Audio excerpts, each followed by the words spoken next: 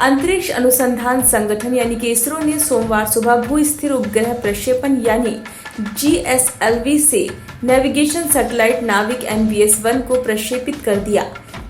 यह सैटेलाइट खासकर सशस्त्र बलों को मजबूत करने और नौवहन सेवाओं की निगरानी के लिए बनाया गया है।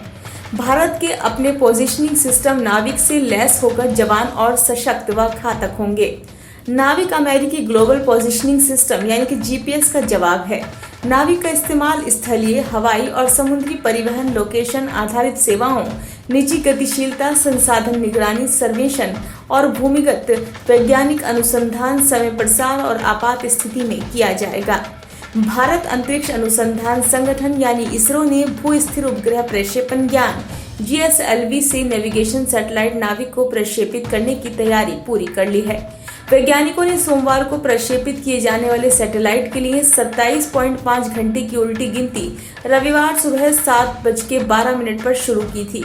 नाविक अमेरिकी ग्लोबल पोजिशनिंग सिस्टम GPS का जवाब है। नाविक भारत का स्वदेशी नेविगेशन सिस्टम सेवाओं की निरंतरता सुनिश्चित करेगा। GPS की तरह ही काम करने वाला ये सैटेलाइट भारत और मुख्य भूमि के आसपास करीब 1500 किलोमीटर के क्षेत्र में तात्कालिक स्थिति तथा समय संबंधी सेवाएं प्रदान करेगा।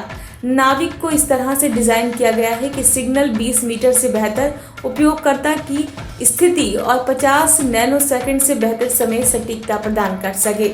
इसका इस्तेमाल स्थलीय, हवाई और समुद्री परिवहन, लोकेशन आधारित सेवाओं, निजी गतिशीलता, संसाधन निगरानी, सर्वेक्षण और भूगणित वैज्ञानिक अनुसंधान, समय प्रसार और जीवन सुरक्षा चेतावनी प्रसार में किया जाता है।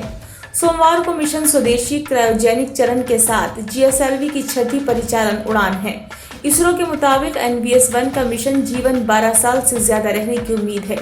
नाविक SPS सिग्नल अमेरिकी global navigation satellite system signal, GPS रूस से ग्लोनास, यूरोपीय संघ के गैलीलियो और चीन के बैइडो के साथ इंटरऑपरेबल है। सतीश धवन अंतरिक्ष केंद्र के दूसरे लॉन्च पैड से 51.7 मीटर लंबा GSLV अपनी 15वीं उड़ान में NVS-1 नेविगेशन सैटेलाइट को लेकर रवाना होगा। प्रक्षेपण के करीब 20 मिनट बाद रॉकेट करीब 251 किलोमीटर की ऊंचाई पर भू स्थिर स्थानांतरण कक्षा यानी कि GTO में उपग्रह को स्थापित करेगा।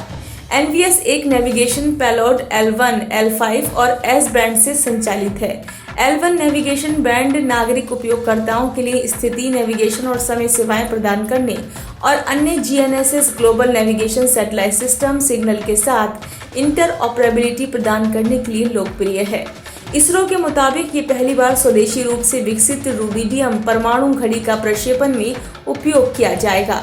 अंतरिक्ष एजेंसी के अनुसार वैज्ञानिक पहले तारीख और स्थान का निर्धारण करने के लिए आयातित रूबिडियम परमाणु घड़ियों का इस्तेमाल करते थे। अब अहमदाबाद स्थित अंतरिक्ष अनुप्रयोग केंद्र में विकसित रूबिडियम परमाणु घड़ी होगी। ये महत्वपूर्ण तकनीक कुछ ही देशों के पास है। ब्यूरो रिपोर्ट, नई दिल्ली।